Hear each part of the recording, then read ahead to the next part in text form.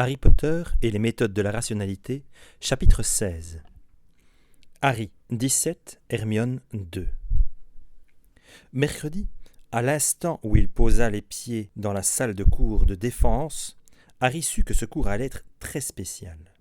Pour commencer, c'était la plus grande salle qu'il ait jamais vue à Poudlard, semblable à la salle de cours d'une importante université, avec des étages de pupitres disposés face à une plateforme immense qui semblait être faite de marbre blanc.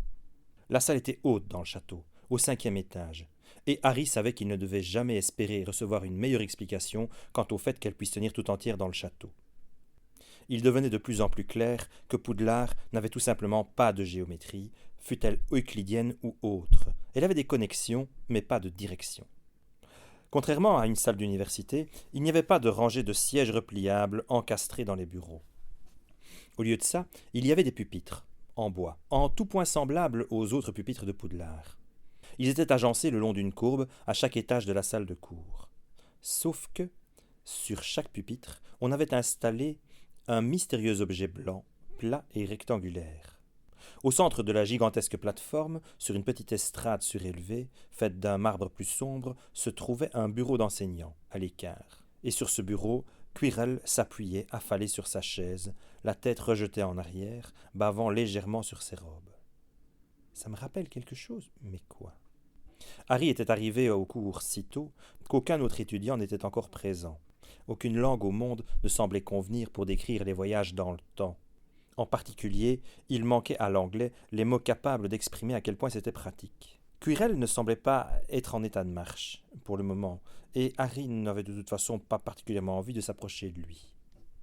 Harry choisit un bureau, grimpa jusqu'à lui, s'assit et récupéra son manuel de défense. Il en était à peu près au 7/8e. Il avait prévu de finir le livre avant le début du cours, mais il était en retard sur son emploi du temps, et il avait déjà utilisé le retourneur 2 fois aujourd'hui. Après un court moment, des bruits montèrent de la salle, et elle commença à se remplir. Harry les ignora. « Potter, qu'est-ce que tu fais dans cette classe ?» Cette voix n'aurait pas dû être ici. Harry releva les yeux. « Drago, qu'est-ce que tu... Attends, tu as des sbires ?» L'un des garçons qui se tenait derrière Drago semblait être vraiment très musclé pour un enfant de 11 ans, et l'autre adoptait une posture si proche de l'équilibre parfait qu'elle en devenait suspecte. Drago sourit avec beaucoup de suffisance et fit un geste en arrière. « Potter, je te présente Monsieur Crabbe. » Sa main passa de Monsieur Muscle à Monsieur Équilibre et Monsieur Goyle. « Vincent, Grégory, voici Harry Potter. » Goyle pencha sa tête et jeta à Harry un regard qui était probablement censé signifier quelque chose, mais qui lui donnait surtout l'air d'être myope. Crabbe dit « Envie de faire votre connaissance » d'un ton qui laissait penser qu'il essayait de forcer sa voix vers les octaves aussi basses que possible. Une expression consternée passa de façon fugace sur le visage de Drago, mais fut rapidement remplacée par un air supérieur. « Tu as des sbires ?» répéta Harry. « Où est-ce que je peux avoir des sbires ?» L'air supérieur de Drago se renforça. « Ah, Potter, j'ai bien peur que pour ça, la première étape, ce soit d'être réparti à Serpentard. »« Quoi ? C'est pas juste !»« Et bien sûr, ça ne peut se négocier qu'à la naissance, de toute façon. » Harry regarda Crabbe et Goyle. Ils semblaient tous deux essayer très fort d'avoir l'air menaçant. C'est-à-dire qu'ils étaient penchés en avant, les épaules voûtées, le cou tendu et le regard fixé sur lui. « Attends, tu veux dire que tout ça avait été arrangé il y a des années ?»« Exactement. Pas de chance, Potter. » Goyle fit apparaître un cure-dent et commença à se nettoyer la bouche, l'air toujours menaçant. « Et, dit Harry, Lucius a insisté pour que tu grandisses sans jamais connaître tes gardes du corps et que tu ne devais les rencontrer qu'au premier jour d'école ?» Cela fit disparaître l'air supérieur du visage de Drago. « Oui, Potter, on sait tous que tu es brillant. Toute l'école est au courant maintenant. Tu peux arrêter de frimer. Donc, on leur a répété toute leur vie qu'ils allaient être tes sbires et ils ont passé des années à s'imaginer à quoi des sbires sont censés ressembler ?» Drago grimaça. « Et le pire, c'est qu'ils se connaissent et qu'ils se sont entraînés. »« Le boss te dit de la fermer, » grogna Crabbe. Goyle mordit son cure-dent, le tint entre ses incisives et utilisa une main pour faire craquer les jointures de l'autre. « Je vous ai dit de ne pas faire ça devant Harry Potter !» Ils avaient tous deux l'air un peu penauds, et Goyle remit le cure-dent dans ses robes avec précipitation. Mais à l'instant où Drago se détourna d'eux pour faire nouveau face à Harry, ils reprirent leur air menaçant. « Je m'excuse, dit Drago avec rigueur, pour l'insulte que ces imbéciles t'ont fait subir. » Harry jeta un regard lourd de sens à Crabbe et Goyle. « Je dirais que tu es un peu dur avec eux, Drago. Je pense que c'est exactement comme ça que je voudrais voir mes sbires agir, enfin si j'avais des sbires. » La mâchoire de Drago se décrocha. « Hé, Greg, tu croirais pas qu'ils essayent de nous éloigner du boss, là ?»« Oh, je suis sûr que M. Potter ne serait pas assez insensé pour essayer ça. »« Oh, même pas en rêve, » dit Harry d'une voix mielleuse. « Oh, c'est juste un petit quelque chose à garder à l'esprit si votre employeur actuel vous semble ingrat. Et puis, ça ne peut pas faire de mal d'avoir d'autres offres pendant qu'on négocie ses conditions de travail, n'est-ce pas ?»« Mais qu'est-ce qu'il fout à Serdaigle ?»« Pas la moindre idée, monsieur Crabbe. »« Taisez-vous tous les deux, » dit Drago à travers ses dents grinçantes. « C'est un ordre. » Il lui fallut visiblement un effort pour reporter son attention sur Harry. Plus sérieusement, qu'est-ce que tu fais au cours de défense de Serpentard ? Harry se renfrogna. Attends, dit-il, et il mit sa main dans sa bourse. Emploi du temps. Il regarda son parchemin. Classe de défense, 14h30, et il est maintenant... Harry regarda sa montre qui affichait 11h23. 14h23, à moins que je n'ai perdu la notion du temps. J'ai perdu la notion du temps ? Si c'était le cas, eh bien, Harry savait comment se rendre au cours où il était censé être, quel que soit ce cours. Ce retourneur de temps était vraiment formidable. Il l'adorait. Un jour, quand il serait assez vieux, il se marierait. Non, c'est la bonne heure, dit Drago, sourcils froncés.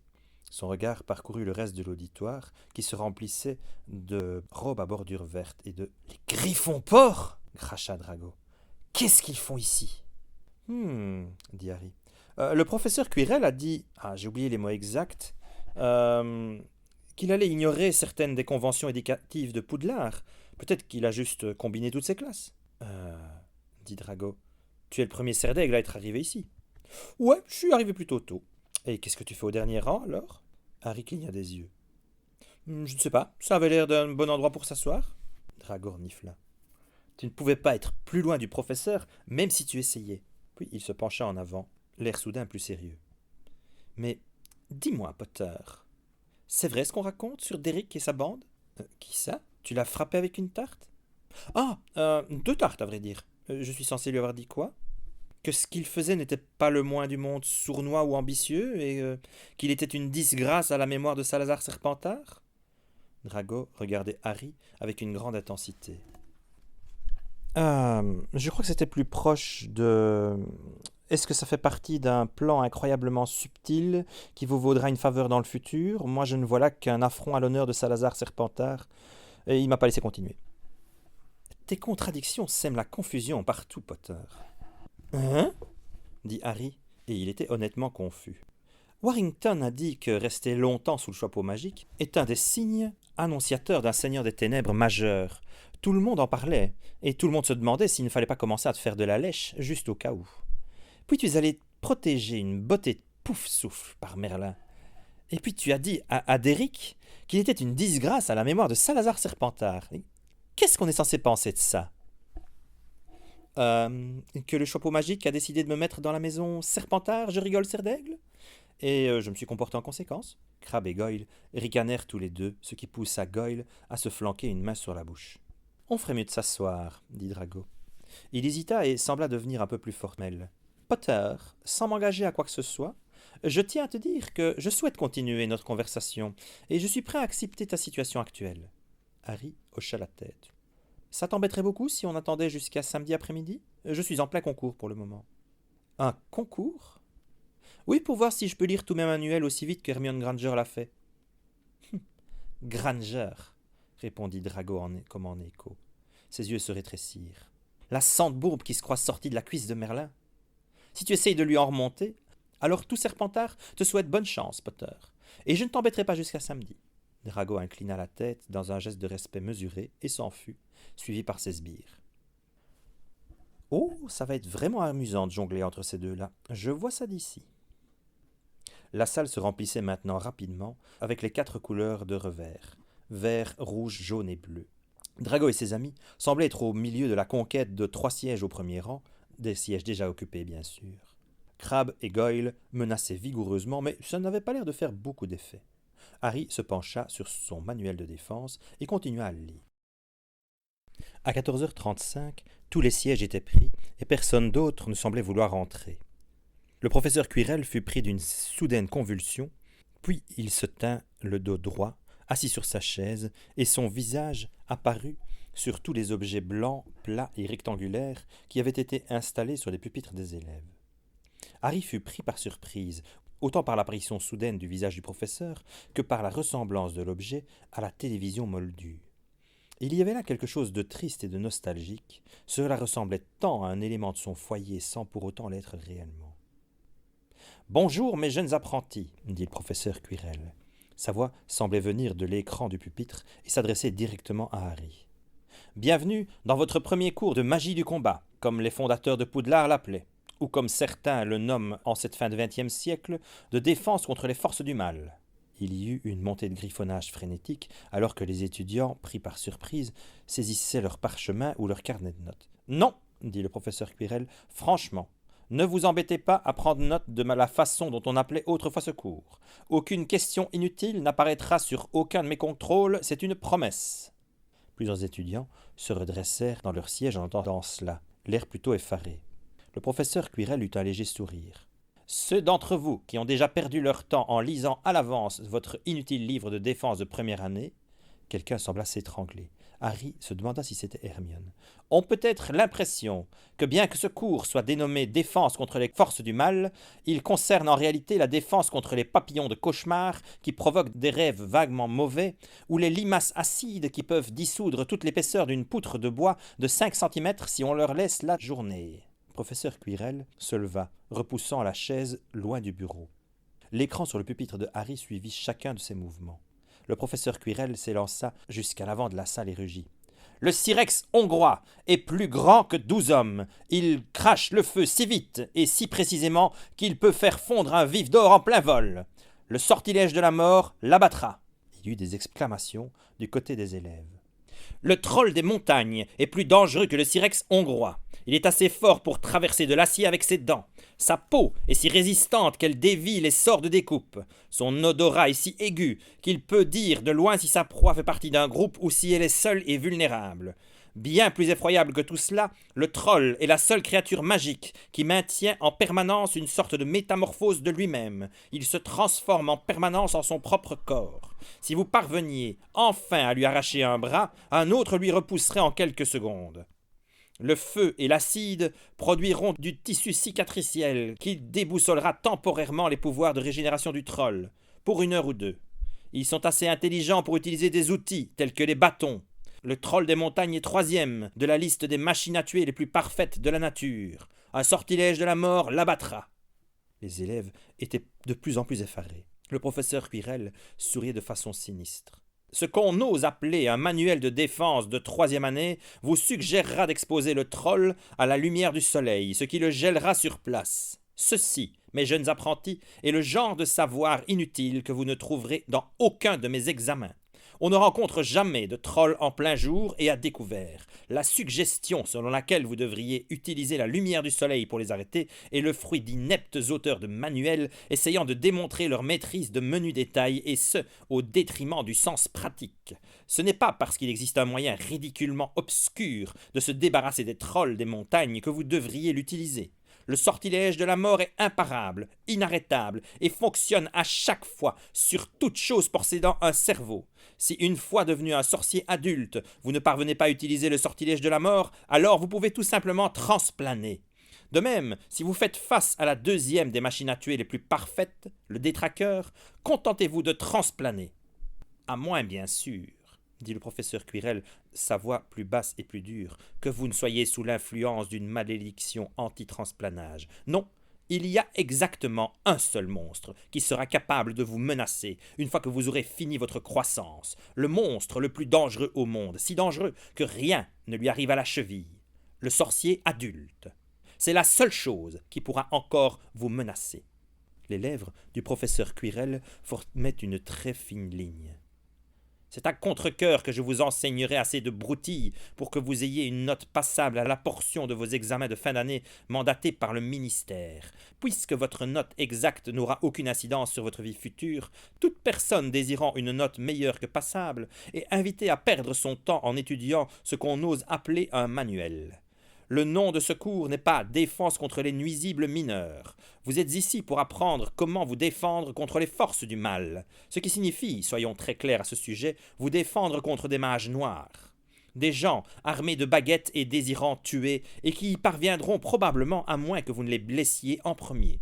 Il n'y a pas de défense sans attaque, il n'y a pas de défense sans combat. Cette réalité est jugée trop dure pour des enfants de 11 ans par les politiciens gras, surpayés et gardés par des aurores qui ont décidé de votre curriculum. Puissent ces idiots tomber dans une abysse. Vous êtes ici pour le cours qui a été enseigné à Poudlard pendant 800 ans. Bienvenue dans votre premier cours de magie du combat. Harry commença à applaudir. Il ne pouvait pas s'en empêcher, c'était trop exaltant.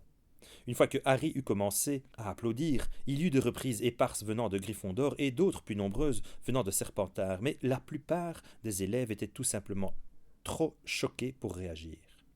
Le professeur Quirrell fit un geste cassant et les applaudissements moururent instantanément. « Merci beaucoup, » dit le professeur Quirrell. « Maintenant, passons aux questions pratiques. J'ai combiné tous mes cours en un seul, ce qui me permet de vous offrir le double de la durée d'une session normale. » Il y eut des hoquets d'horreur. Une durée de classe augmentée pour laquelle je compenserai en ne vous donnant aucun devoir. Les hoquets d'horreur s'arrêtèrent brusquement. Oui, vous m'avez bien entendu. Je vous enseignerai comment vous battre, pas comment écrire 2 rouleaux de parchemin sur la notion de combat pour lundi. Harry souhaitait désespérément être assis à côté d'Hermione pour pouvoir voir l'expression qu'elle avait maintenant, mais en même temps il était certain d'en imaginer une reproduction assez fidèle. Et Harry avait le coup de foudre. Ce serait un mariage à 3. Quirrell, Potter et le retournant de temps. Pour ceux d'entre vous qui veulent passer plus de temps à étudier la magie de combat, j'ai mis en place quelques activités du soir. Et vous les trouverez, je pense, assez intéressantes, en plus d'être pédagogiques. Souhaitez-vous montrer au monde vos propres capacités, au lieu de regarder 14 personnes jouer au Quidditch? Il peut y avoir plus de 7 personnes dans une armée. Truc de fou. Ces activités, ainsi que d'autres, vous permettront d'obtenir des points Quirrell. Que sont les points Quirrell, vous dites? Le système de points de Poudlard ne correspond pas à mes besoins, car il les rend trop rares. J'aime faire fréquemment savoir mes élèves où ils en sont, et dans les rares occasions où je ne vous proposerai un contrôle écrit, il se notera lui-même au fur et à mesure, et si vous vous trompez sur trop de questions dans la même catégorie, votre contrôle vous montrera le nom des élèves qui auront correctement répondu à ces questions. Ces élèves pourront gagner des points en vous aidant. Waouh! Pourquoi les autres professeurs n'utilisaient-ils pas un système comme celui-là? À quoi servent les points Quirrell, vous demandez-vous? Pour commencer, 10 points Quirrell valent un point normal, mais ils vous permettront aussi d'obtenir des faveurs. Voudriez-vous voir votre contrôle un jour particulier? Y a-t-il un cours dont vous aimeriez vraiment pouvoir être absent? Vous découvrirez que je peux être très accommodant envers les étudiants ayant accumulé assez de points Quirrell. Les points Quirrell décideront des futurs généraux des armées. Et pour Noël, juste avant les vacances de Noël, j'accorderai un vœu à quelqu'un. Toute prouesse en rapport avec l'école est accessible à mon pouvoir, mon influence, et par-dessus tout mon ingéniosité. Oui, j'étais à Serpentard, et je vous offre de mettre en place un fourbe complot à votre bénéfice, si c'est ce que la réalisation de votre souhait nécessite. Ce vœu sera accordé à celui ou celle qui, entre les élèves de chaque année, aura obtenu le plus de points Quirrell. Harry donc. Laissez maintenant vos manuels et objets divers à vos pupitres. Ils seront en sécurité. Les écrans les surveilleront pour vous. Et descendez sur cette plateforme. Nous allons jouer à un jeu appelé « Qui est l'élève le plus dangereux de la classe ?»